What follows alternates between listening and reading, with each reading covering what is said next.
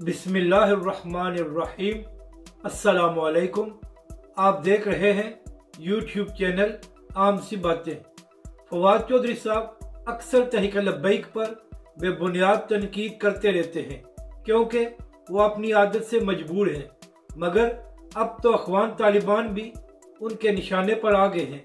2 दिन पहले मौसूफ फरमा रहे थे कि अफगानिस्तान में एक शिद्दत पसंद हुकूमत आ गई है जो बच्चियों और औरतों की तालीम के खिलाफ है और ना ही वो औरतों को काम करने की इजाज़त देते हैं।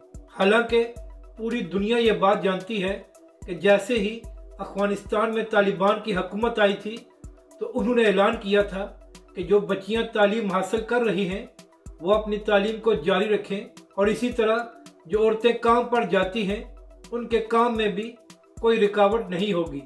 और ये बात तालिबान के स्पोक पर्सन ज़बीहुल्लाह मुजाहिद ने बहुत से इंटरव्यूज़ में भी कही है, मगर इसके बावजूद फवाद चौधरी साहब वो बात कह रहे हैं जिसका हकीकत से कोई ताल्लुक नहीं।